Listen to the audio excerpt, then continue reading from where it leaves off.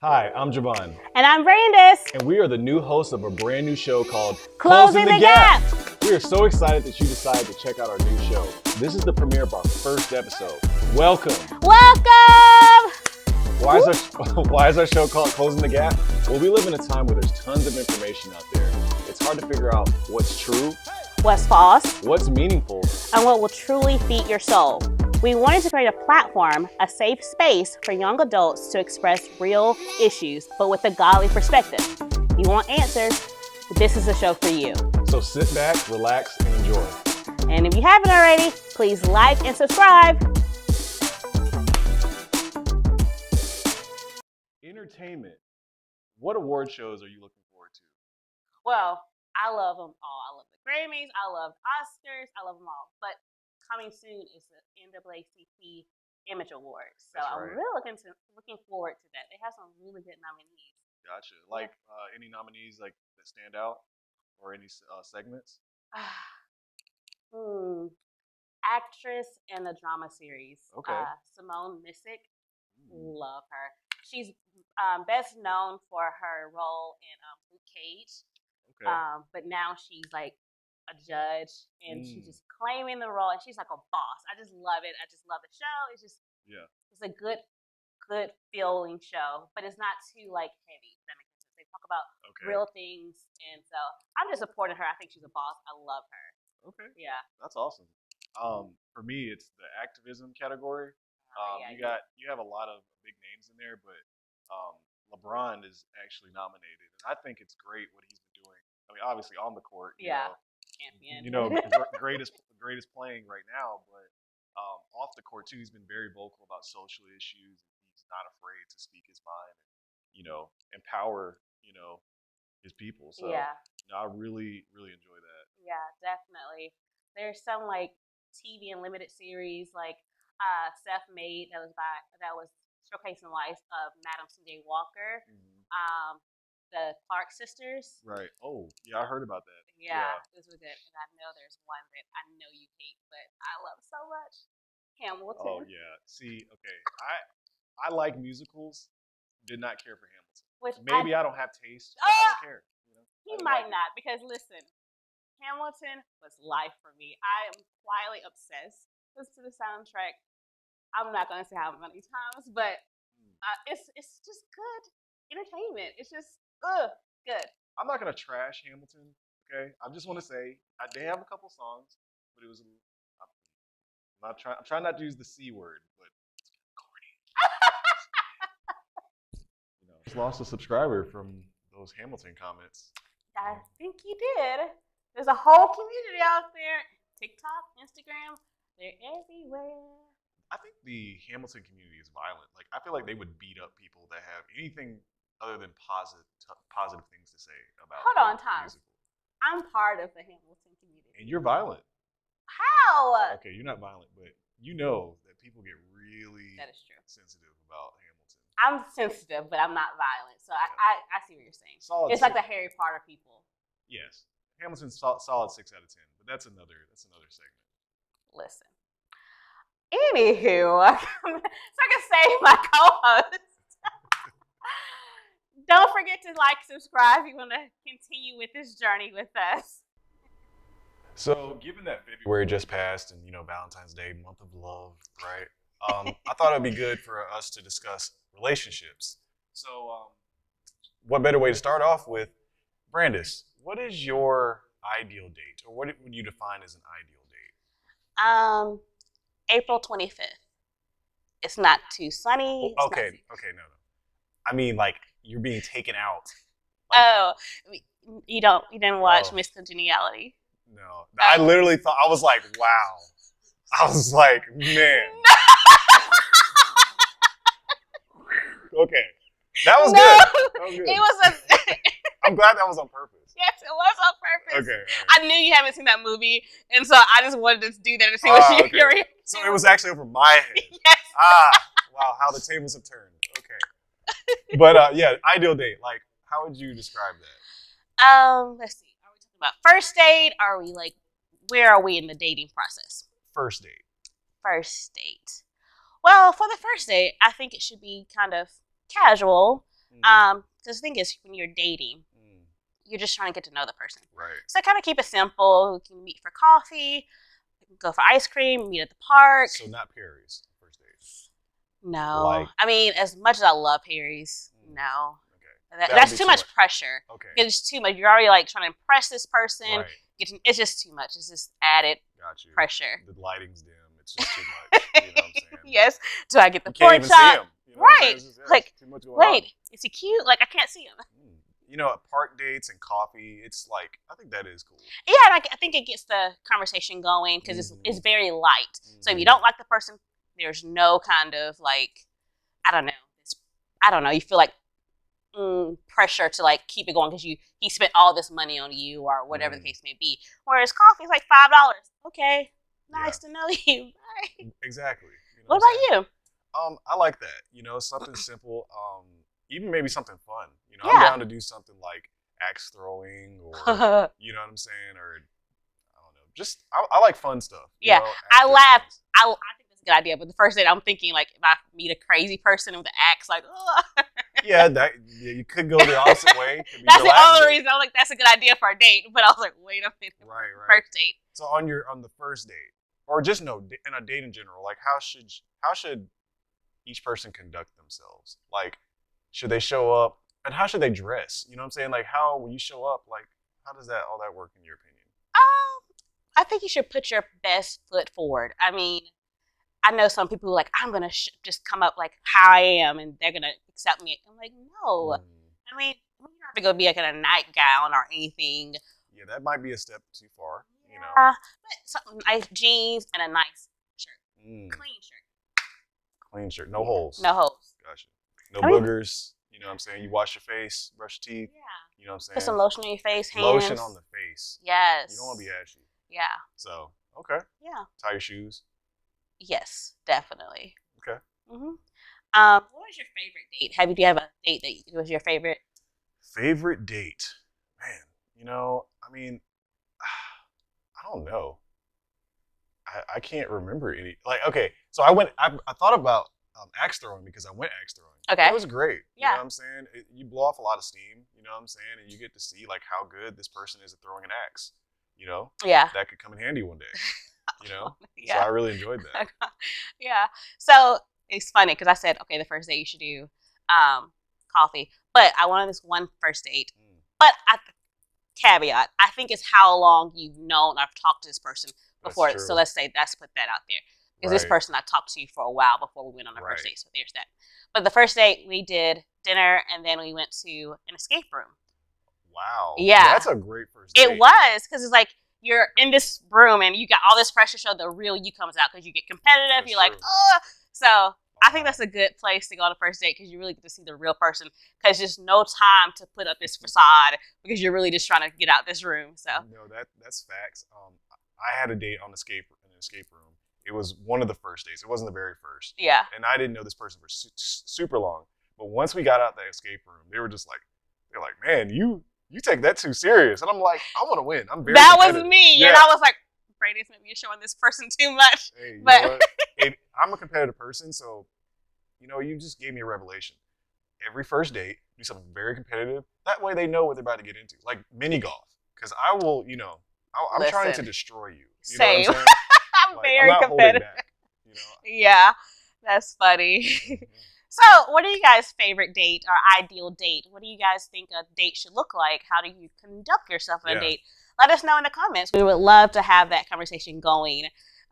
This is some interesting. We could go on for like a while for this, but we're gonna move on to our next segment, which are deal breakers. So, JoVan, what are your deal breakers? Oh man, effort. So in a relationship, if I don't see like the effort that I need, then no. You got to take care of yourself. You know, you got to take pride in your appearance. You know what I'm saying? You can't just be like, I get it. Everyone dresses bummy sometimes, but it's like there's times for bummy and there's times for like, you know, looking good. So just knowing how to do either of those. And then I would say just, those are the two that stand out for me. What about you? Rude people. Rude and inconsiderate people. Like, I just don't understand. It doesn't cost anything to be nice and kind. And even if you're upset or you're frustrated, there's a way to get that out without being rude. Right. Like if it's something bothering you, you just say it in a nice way or in a considerate way. Not like you don't have to be a walkover, but you can get your point across and not be rude. And I always look into that, like when we're out at dinner, how they treat the staff, or just interacting with people they don't know, because it's like that's a key to me to show like who you are as a person. What about like extremely sarcastic people with a good heart? I feel like that was like, I don't know. It depends, because I'm sarcastic, but I guess it's a balance. Because it can't be like every single thing you're saying is like, like, can you be serious? Can we have a conversation? Right. Yeah. Okay, I got you. So that kind of thing. Okay. So like, I don't mind sarcasm. I think it's funny, but in the appropriate times, like, don't bring the sarcasm when I'm like being vulnerable or like, you know what I mean? Right. So it's all about a balance and like when it's brought up, I guess. Absolutely. Because if you're like, being vulnerable, you spilling your heart out, and they're just like, ha ha ha, blah blah blah. You're just like, okay, I don't think this is gonna work. Right. And I'm pretty sure like the people watching have deal breakers that they just can't tolerate. Absolutely. Yeah, we would love to hear some of those. Put those in the comments, and we will discuss that. Yeah, definitely. And I actually thought of another one. What? People that can't validate your feelings. I think that's a big thing, because in a relationship, everyone's going to feel different things. Yes. And we're not always going to understand our partner's feelings, but validating them in that moment means so much in that moment, just so they know that, their feelings do matter. Yes. So 100%. Got to be able to do that. Can't. You matter. Exactly. Yeah. You matter. We matter. Right. Oh, we could talk about deal breakers, because I know there's so much more. I mean, these are just like the top ones. Like, absolutely. Yeah. Just don't be rude, people. Don't be rude. Alrighty. So our next topic is temptation. Temptation, yes. It's tricky. It is tricky. Okay. So, how do you avoid temptation in a relationship? Yeah, in a relationship. Being true to thine self. And just knowing what's too much, or like what I can do. You have to have that serious conversation with yourself. Like, don't ever put yourself in a situation where you are struggling with. Right. Like, if you know your struggle, don't go over there too late, or whatever the case may 100%. be. No Netflix and chill. Do group movie nights, or whatever the case may be. Just don't put yourself in a situation where you're struggling with, like, oh, I got this time. No, you don't. Right. It's always going to fail. Always. Right, always. No, you nailed it. Like, no Netflix and chill. After hour stuff definitely starts to get tricky. And then, and then keeping God in the mix, that part. in the relationship. Yeah. That way you're not relying on your own strength. And so that kind of leads me to one of the verses that I had for today. This one is James 1, verse 3. Okay. Because you know that the testing of your faith produces perseverance.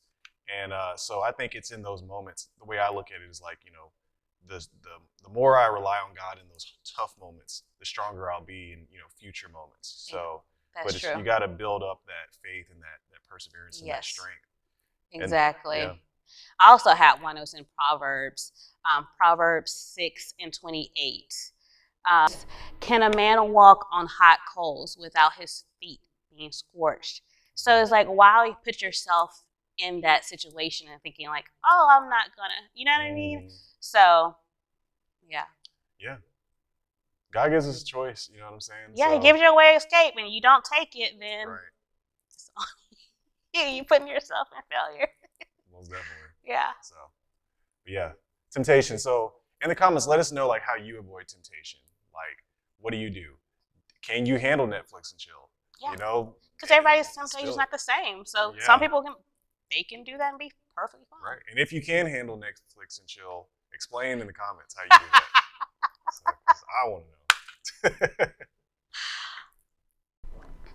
So our next segment is love languages. So earlier today, we made a post on Instagram asking you guys, what is your love language? And majority of people came and said it was quality time and words affirmation. I thought that was interesting because that's mine. What is yours, JoVan? Mine is acts of service. That's how I show love and that's how I receive love. Words of affirmation are cool too, and so is quality time, but I definitely feel love the most through acts of service.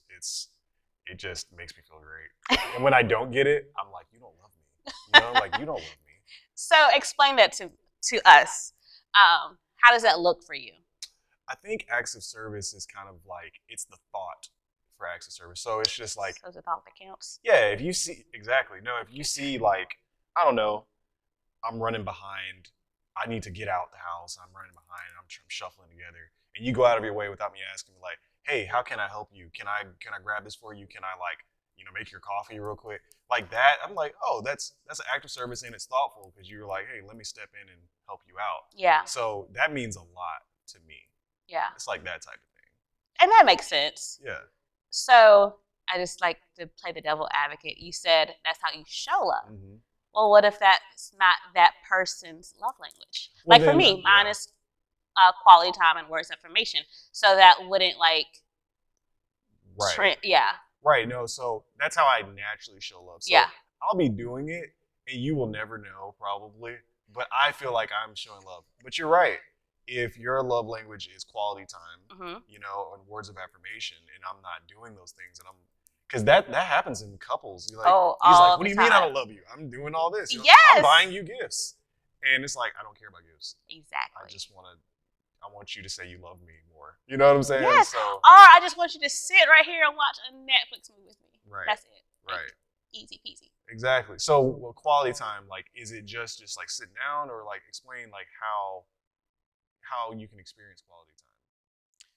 Just for me, being in that person's company and just legit having that quality time, whether it's watching movies. I mean, we can just do nothing, just spend that quality time together. It doesn't have to be like something elaborate or anything of that nature. I always get this from me, like people always say like, oh, Brandice, you love going out to eat, you love doing X, Y, and Z. Right. And then they try to do this for me. And I'm like, I enjoy those things. Period. Right, but to receive love and show that you are true with me, that's not what's going to impress me. Right. It's that quality time. If you just like doing that just to impress me, I mean, I appreciate it. Don't get me wrong. I appreciate it. But it's not going to convey that. Feel it. It's like what J-Lo said. You can't buy love. Right. So just spend that quality time. Yeah. It's easy. 100%.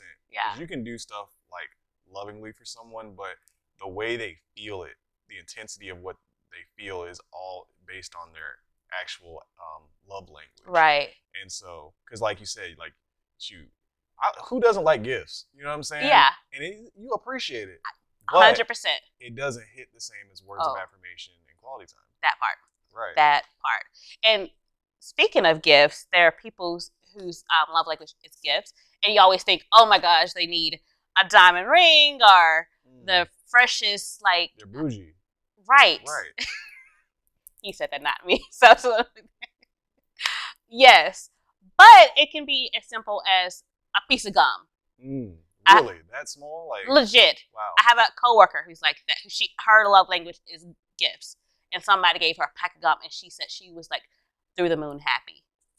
See, I would have never thought that buying someone or giving someone whose love language is gifts, something as small as gum, would be that impactful. Like, I feel like I would be being disrespectful. It's like, oh, so that's a gift to you? Okay. No, I mean, you don't always keep it that small, but it's the thought. Like you said, it's the thought that counts. It's like you went out your way to give me this item. So I think that's where it boils down at. And gotcha. So yeah. What type of like words of affirmation like really hit home for you? I mean, everybody loves encouragement. Right. like, oh, you look nice, or whatever the Mhm. case may be. You're doing a Right. good job. I appreciate you. Things of that nature. Kind of Right. Pick you pick you up up. type thing. Yeah, Yeah. Got it. definitely. Do you have a second love language? Like I know you said acts of service, but do you have like a one that's a runner up? Um, I would say quality time is great. Um, yeah, quality time and words of affirmation. Mhm. Knowing that, like, verbally hearing, like, I appreciate you, or That verbally, part. you know what I'm saying? Like, Yeah. that's big. Oh, it is. You know what I'm saying? Because you're doing a lot of stuff, but you just want to feel appreciated. You know what I'm saying? Definitely. So, But yeah, yeah. definitely. So like, um, what is your lowest love language? Do you think? Probably gifts. Like, I love gifts. Don't get me wrong. Yeah. But it's just not. It's not acts of service. It's not quality time. Like, what's the point of getting a gift if you don't ever spend time with that person? You know what I'm saying? Same. And so that's kind of how I look at it. Same. So, Definitely. is there any love language like like you can't like it's really hard for you to love a person in that specific love language? You know what's funny? Maybe, and this is gonna be funny because it's one of mine, words of affirmations. I don't know. Maybe I'm just like, I don't know. It's kind of difficult. I won't say I can't do it. It's just like I have to be more conscious of doing it. And that's a big thing. It's like the love languages that come naturally, and then the ones that you have to actually think about. Yeah. And I've been in relationships where I'm acts of service, I have to explain what that means to me because it's not natural. Yeah. And so, and quality time for me is it's easy for me to give that because it's just like I just need to be present. You know what I'm saying? And that part, like when you're actually spending time, be present. I'm glad you said that. Yeah. So for me, that one's very easy. Yeah. I would say hard, probably gifts, because I don't really. I mean, I guess when I buy things, it's not because I want to give a gift. For me, it's an act of service. I think about it in that way. I don't think about it as in like. So if I was with someone that's love language was gifts, I would be thinking more of it as an acts of service type thing and not like a gift thing. It makes it easier for me to actually do it. Yeah, I can see that. Because like with gifts, I would always be like, what do I have to give? I mean, I know, like my coworker said, piece of gum, but I'm like, is this enough? Right. Do I need to give you all the different flavors of gum? Like, exactly. Which, speaking of gum, I just got to say this last thing. Food is the 6th love language, and legit. We'll talk about that. We'll talk about that on another episode. They say there's 5 love languages, but I say there's 6. There's definitely 6. Yeah. Coming from a foodie, that is real. So, yeah. So, yeah, I think that was great on like relationships. Like, I think we hit on just enough there. I mean, there's so much more that we can get. Yeah. Oh my gosh. And if we had time, we can probably spend another 20, 30 minutes on each segment alone. Right. So there's so much, but definitely please hit us up in the comments. Let us know what you want to hear. Just let us know if there's something else you want us to talk about. Just get involved and check out our Instagram, Closing the Gap BHAM. Right. And let us know what your love languages are too. You know what I'm saying? And how you give and receive love as well. That part. Black History Month just passed, but we still want to highlight some great people that paved the way in Black history. So, JoVan, how do you text? Do you use GIFs or anything? Or GIFs. But yes, I do use them. GIF, which one? I say GIF. GIF. GIF is peanut butter. GIF. Tomato. Right. So yes, I use them both. I use GIFs and GIFs. What did you know?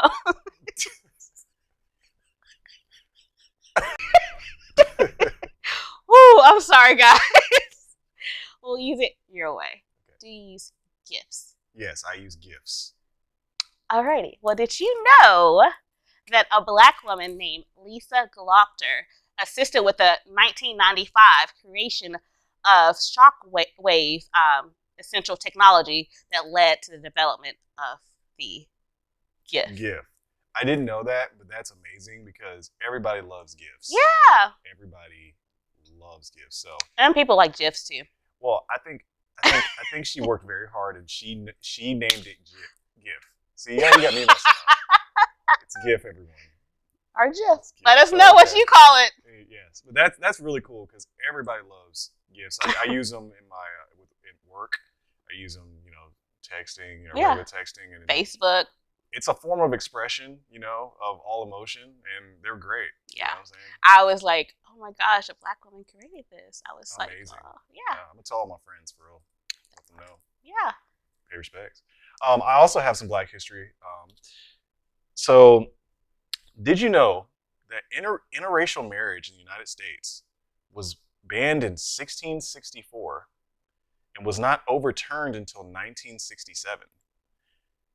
And for all my Alabamians, did you know that in 2000, Alabama became the last state to officially legalize interracial marriage? Talk about behind. But love prevails, right? Yeah. So, yeah. Did you have another fact? No. You didn't have another fact. Okay, yeah. I have another fact. Keep on going.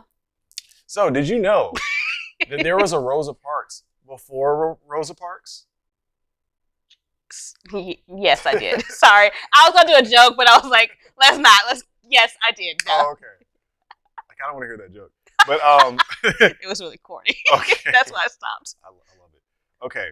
So before Rosa Parks refused to give up her seat on that bus on March 1st in 1955, there was a 15-year-old who chose not to sit at the back of the bus, and her name was Claudette Colvin.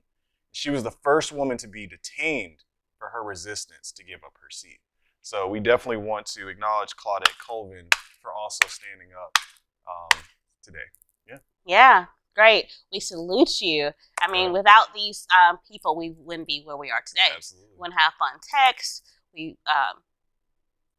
wouldn't have interracial relationships. Right. So wouldn't be on the bus. You know what I'm saying? So, bravo. Thank you. And to all the other trailblazers, we applaud you. And yes, thank you. Well, that was a great first episode. How did you feel about it? Brandon? Oh, great. I had fun. We had lots of laughs. Most definitely. I think the conversation was flowing. Most definitely. It was good. How'd you feel? I feel great. Definitely a lot of laughs. Oh, lots of laughter. Right.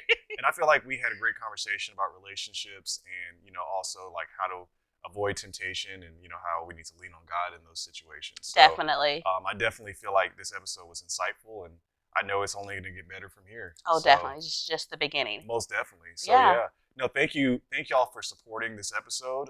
Thank you. Please like, share, and subscribe. And also follow us on our social media.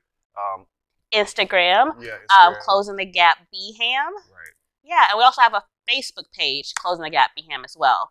So, just that follow. Absolutely. So, once again, my name is JoVan. And I'm Brandice. And this is Closing the Gap.